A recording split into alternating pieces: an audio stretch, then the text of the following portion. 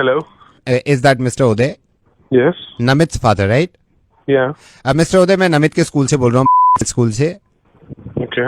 Mister उदय, नमित ने अभी tattoo बनवाया है, तो आज स्कूल में ये एक्टिविटी थी, हमने सारे बच्चों के हाथ पे टैटू बनाए हैं।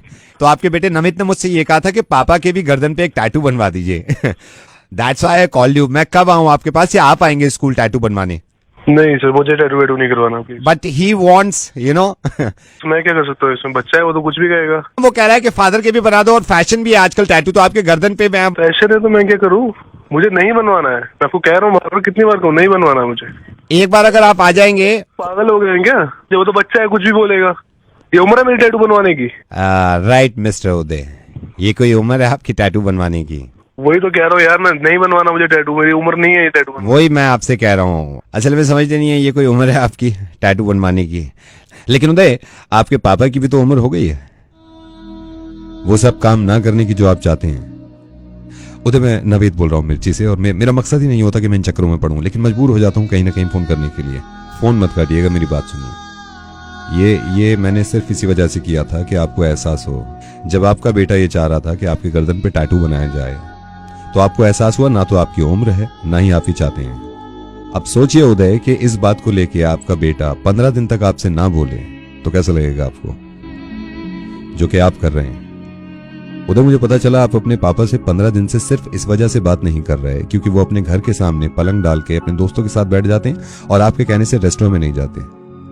उधर पता नहीं क्यों मुझे ये पर्सनली लगता है कि हम इन चीज़ों का ख्याल नहीं रखते। जो लोग ज़ईफ हो जाते हैं उनकी दुनिया थोड़ी सी अलग हो जाती है हमसे। आपको इस बात से भी नागवारी है कि आपके पापा पुराने कुर्ते पजामे पहनते हैं, जिसकी वजह से आपको एतराज़ होता है और आप मुंह बनाते हैं। उधर इस बात को क्यों नहीं समझते आप? जब आप बहुत छोटे थे ना, तो आपका डायपर तक उतारते थे आपके पापा, और वो मुंह नहीं बनाते थे कि बदबू आ रही है, आपको कलेजे से लगा लिया करते थे।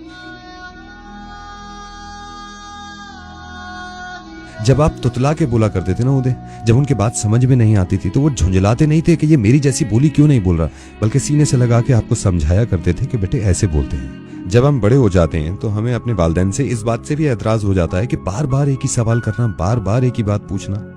जब बहुत छोटे हुआ करते थे हम, तो एक ही बात की रट लगाते थे, 1000 दफा पूछते थे और 1000 दफा मुस्कुरा के वो जवाब देते थे। उधर पता नहीं आपको एहसास है या नहीं, लेकिन मैं सभी को ये बताना चाह रहा हूँ कि जब इंसान बूढ़ा होने लगता है तो दोबारा से बचपने में आ जाता है, तो उसका इतना ही ख्याल रखना चाहिए जितना बचपन में इन्होंने हमारा ख्याल रखा है। मैं आपसे ये तो कह नहीं रहा हूँ कि आप नौकरी वोकरी छोड़ के अपने माँ बाप की खिदमत करने लगे, लेकिन जो काम वो चाहते हैं अगर आप वही उनको करने देंगे तो दुनिया की सबसे बड़ी खुशी मिल जाएगी उनको। आई नो आपके पापा ना तो रेस्टोरेंट जा सकते हैं ना क्लब जा सकते हैं, ये आपको खूब मालूम है, और आप भी शायद मोहब्बत में ये कहते होंगे कि हमारे साथ चलें, लेकिन उनको खुशी उन्हीं में मिलती है कि वो अपने दोस्तों के साथ बैठ जाएं, पलंग पे बैठ जाएं, कुर्ते पजामा पहन लें। यही वाला जनरेशन गैप एक बार फिर आपकी जिंदगी में आएगा, जब आपका बेटा आपको कहीं और ले जाने की जिद करेगा और आपको लगेगा कि आपकी उम्र नहीं है। जैसे कि मैं टैटू बनवाने की बात कर रहा था, अब ये सोचिए कि आपका बेटा आपसे बात ना करे, कैसे लगेगा आपको? दोनों क्यों हो गया उदय, हम पूरी रात इनको सोने नहीं देते थे जब हम छोटे थे, अपनी नींदें उड़ाते थे ये, और फिर जाते थे ऑफिस सिर्फ हमारी मोहब्बत में। आज ये सिर्फ ये चाहते हैं कि इन्हें इनकी जिंदगी जीने दें हम, उसमें भी हमें परेशानी है। उदय प्लीज बात करिए अपने पापा से, और उन्हें बहुत अकेलापन लगता होगा यार, कितना कुछ किया है उन्होंने हमारे लिए। नवेद, आई एम सॉरी, लेकिन मैं बाद में बात करूंगा। लेट मी कॉल माय पापा।